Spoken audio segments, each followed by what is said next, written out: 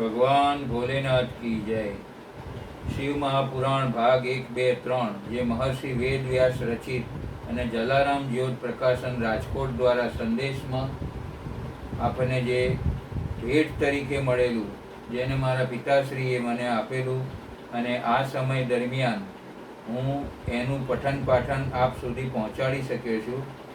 મારા પિતાજી પ્રહલાદભાઈ મણીલાલ નાયક અમારી ભારદ્વાજ ગોત્ર વેદ યજુર્વેદ શાખા મધ્યમાં મંત્ર દીક્ષા બાદ સાંભીલ સૂત્ર બ્રહ્મસૂત્ર પ્રવર ત્રિપ્રવર અને સંધ્યા પ્રાતઃ સંધ્યા આ પરિવારમાંથી ઉત્પન્ન અશોકભાઈ પ્રહલાદભાઈ નાયક હું આયુર્વેદ સ્નાતક છું અને જ્યોતિષ તથા સંસ્કૃત વિશારદ તથા નાડી વૈદ્ય તરીકે પંચકર્મ વૈદ્ય તરીકે છેલ્લા 40 વર્ષથી કડીમાં પ્રેક્ટિસ કરું છું। આ મહાશિવ પુરાણ મારા શુભેચ્છક મિત્રો અને ભક્ત વર્તુળ સુધી પહોંચાડવાનો નમ્ર પ્રયાસ કર્યો છે। અહીંયા જે પુસ્તક આપ જોઈ રહ્યા છો એ પુસ્તકમાંથી પઠન પાઠન થયું છે। એની આવૃત્તિ મારી પાસે 1971ની છે, એટલે થોડું જર્જરિત છે। ક્યાંક કોઈક ઉચ્ચારણમાં કંઈક ક્ષતિ હોય તો મને ક્ષમા કરશો।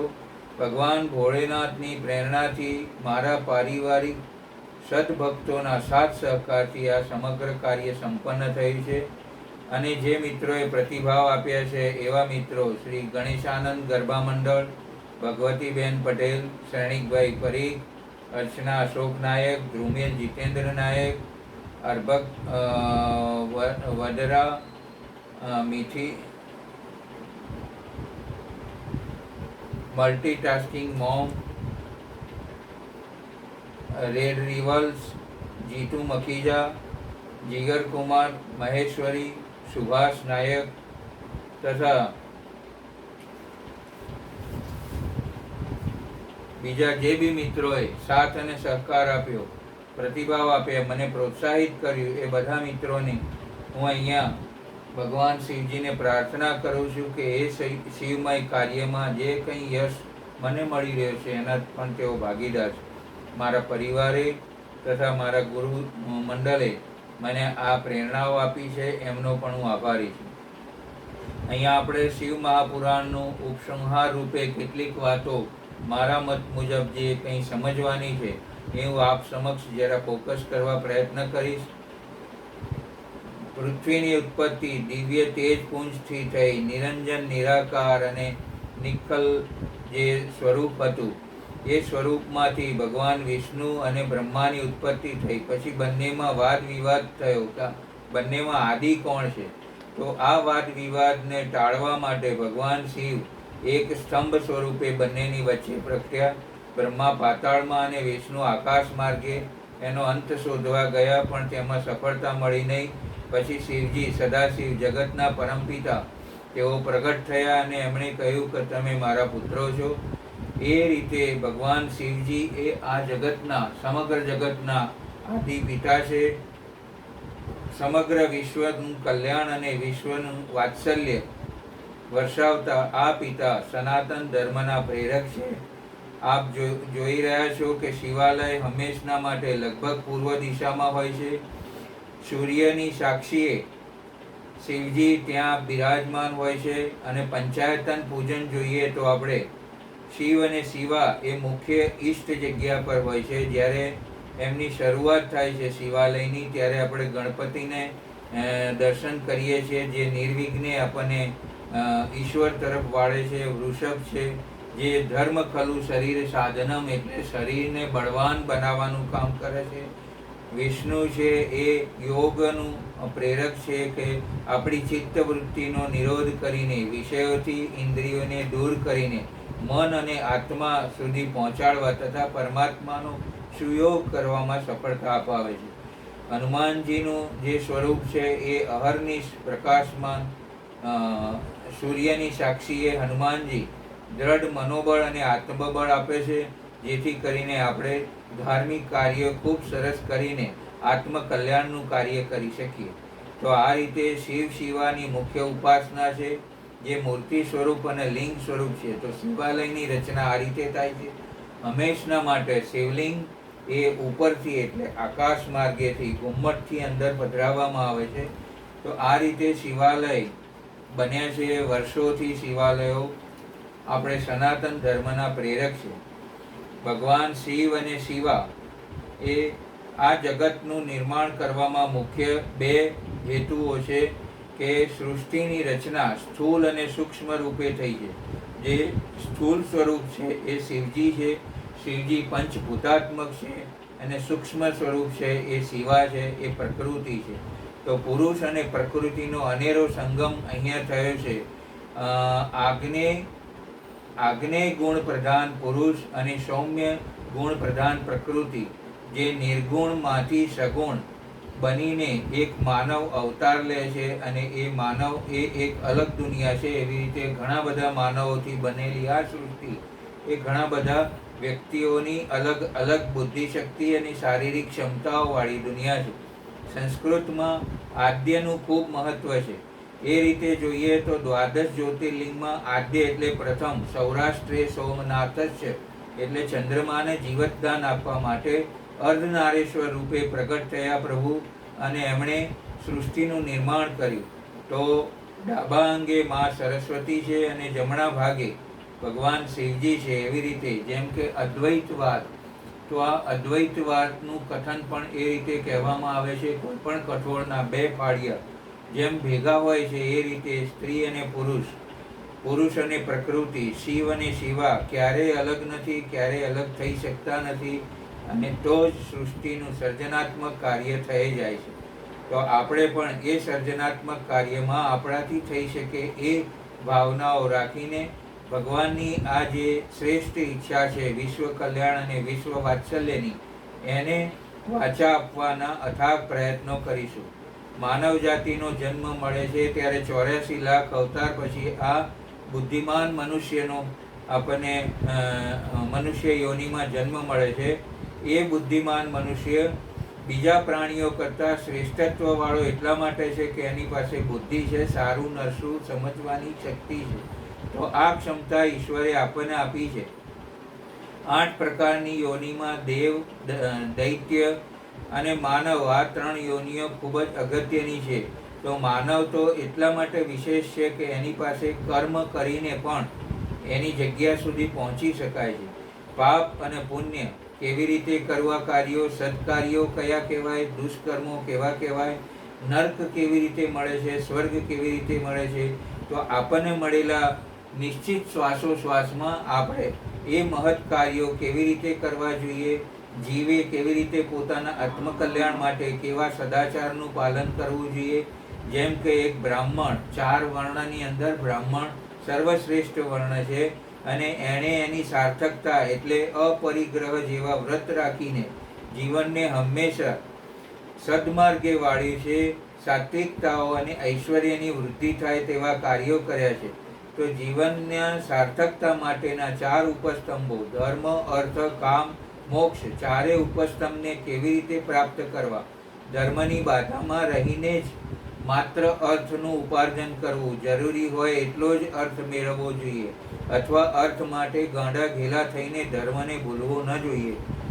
ધર્મના બાધમાં રહીને જ કામ એટલે ભોગ વાસનાઓ કરવી જોઈએ. સંયમ આદિ વસ્તુઓ એ મનુષ્ય જાતિ અને એની બુદ્ધિની આપણને પારખું કરાવે છે કે ભોગ વિલાસ પણ એટલો બધો ન કરવો જોઈએ કે ધર્મની મર્યાદાઓ છૂટી જાય.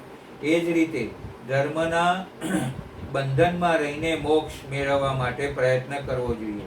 તો 4માં આદ્ય ધર્મ છે. તો ધર્મની સાથે રહીને અર્થ, કામ અને મોક્ષ 4 ઉપસ્તંભોને પ્રાપ્ત કરવા. કેવી રીતે શુદ્ધ, સાત્વિક અને સદાચારપૂર્ણ જીવન કેવી રીતે જીવવું એનો આદર્શ ભગવાન શિવ અને પાર્વતીએ એમના સંવાદોમાં બતાવ્યો છે. પ્રભુનું સંકીર્તનનું ખૂબ જ મહત્વ સમજાવ્યું છે. એ જ રીતે જોઈએ તો દેવ અને દાનવ વચ્ચેના યુદ્ધ સદીઓથી થતા આવ્યા છે. આજે પણ આપણામાં રહેલું ઐશ્વર્ય અને આપણામાં રહેલી વિનાશકારી બુદ્ધિઓ, એ બંને વ્યક્તિ ભલે માનવ જાતિ હોય પણ બંને વસ્તુઓ આસુરી સંપત્તિ આપણામાં જ છુપાઈ છે અને આપણામાં જ ઐશ્વર્ય પણ છુપાયું છે. તો આપણે કેવી રીતે સદાચારનું પાલન કરતા કરતા ધર્મ, અર્થ, કામ અને મોક્ષને મેળવતા મેળવતા ઉર્ધ્વગામી કાર્યો કરીને આત્મકલ્યાણ કરીને આપણા શ્રેષ્ઠ માનવ જન્મને બિરદાવી શકીએ એનું વર્ણન આ શિવ મહાપુરાણમાં કરવામાં આવ્યું છે. મા પાર્વતીએ નારી ધર્મની શ્રેષ્ઠતા બતાવી છે, જ્યારે શિવજીએ કર્તવ્ય કેવી રીતે કરવું, દુશ્મનને પણ કેવી રીતે આપણે ઉદારપણે જોવું, સમગ્ર જીવ સૃષ્ટિ માટે કેટલું દયા ભાવના રાખવી અને હંમેશા સત્ય વર્તણૂક કરીને ધર્મને જાળવવો, આ બધી વસ્તુઓ એમણે દ્રષ્ટાંત કથાઓથી, પોતાના આચરણથી, પોતાના પ્રસંગોત્પાત વર્ણનો કરીને જણાવી છે. વરદાન મેળવવા બાદ અસુરોની ભ્રષ્ટ બુદ્ધિ દ્વારા તેનો દુરુપયોગ થાય છે. એટલે ક્યારેય પણ જીવનમાં આપણને સુખ મળે તો આપણે છકી ના જવું જોઈએ. ઈષ્ટની પ્રાપ્તિ થયા બાદ તેનો દુરુપયોગ ના કરવો જોઈએ. ઈષ્ટને મેળવવા માટે શ્રેષ્ઠ કર્તવ્યો કરીએ છીએ, શરીરને કષ્ટ આપીએ છીએ, તપ કરીએ છીએ. ઘણા બધા વર્ષોના તપ બાદ ઈષ્ટની પ્રાપ્તિ થાય છે. ત્યારે એવું કહેવાય છે જૂની વાતોમાં કે ભાઈ સુખમાં છકી ના જવું અને દુઃખમાં દુબળા ના પડી જવું, દુઃખમાં દુઃખી ના થઈ જવું. એ રીતે કેવી રીતે સમગ્ર જીવનને આપણે બેલેન્સ કરીને ઉર્ધ્વગામી બની રહેવું, આ બાબતોનું અહીંયા વર્ણન મળે છે. બ્રહ્મા, વિષ્ણુ અને શિવ દ્વારા દૈત્યોનો સંહાર થયો. ઘણા બધા દૈત્યોનો સંહાર થયા બાદ પણ વારે વારે સત્કાર્યો કરવાથી ભગવાનની એક વિશિષ્ટતા છે કે સારું કાર્ય કરે એટલે એને પ્રોત્સાહિત કરવા માટે વરદાન આપે છે. અને મા ભગવતી દ્વારા એ વરદાન મેળવેલા વ્યક્તિઓ જો તેનો દુરુપયોગ કરે છે ત્યારે ત્યારે મા એ પાપાચારીઓનો નાશ કરે છે. તો આપણામાં પણ જો ઐશ્વર્યની વૃદ્ધિ થતી હશે તો શિવજીની વૃદ્ધિ થઈ રહી છે, એટલે આપણે હંમેશા સત્વગુણ પ્રધાન કાર્યોમાં વધારે રચ્યા પચ્યા રહેવું જોઈએ. અને જો આપણામાં રજ અથવા તમો ગુણ વધતા હોય તો હંમેશના માટે એને આપણે કંટ્રોલ કરવા જોઈએ, સંયમિત રહેવું જોઈએ. આ રીતે માએ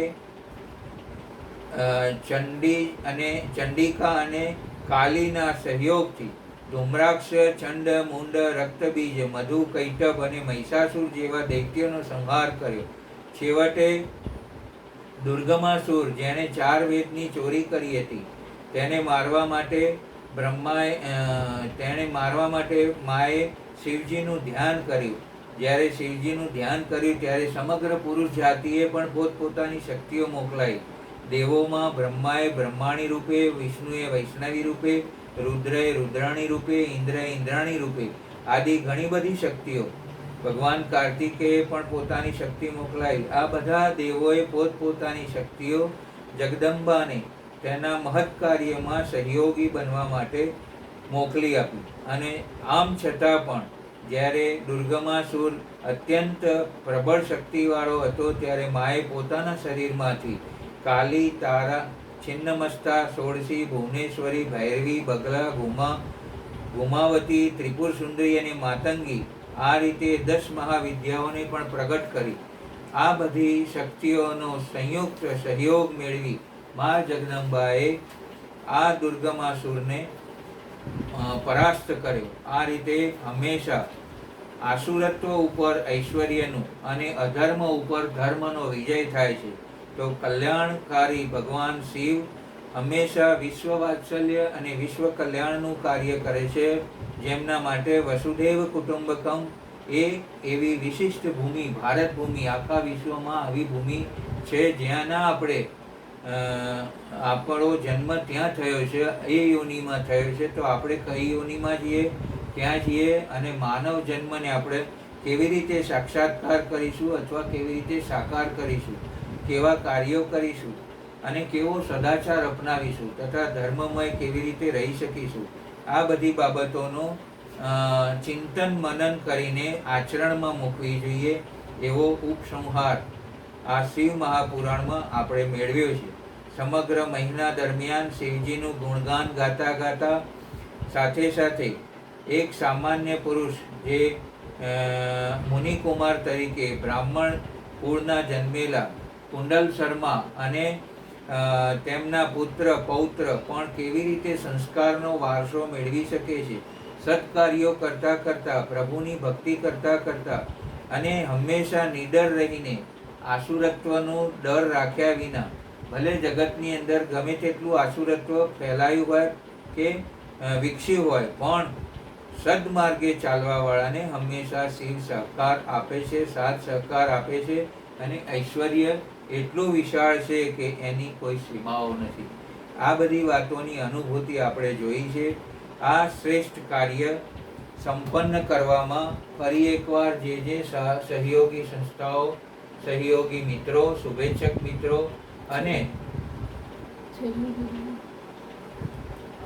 જે કંઈ પરિબળોએ આ તરફ આપણને પ્રેર્યા છે, એ બધાનો હું સાથ સહકાર અને સહયોગ માટે આભારી છું. ભગવાન ભોલેનાથ કી જય.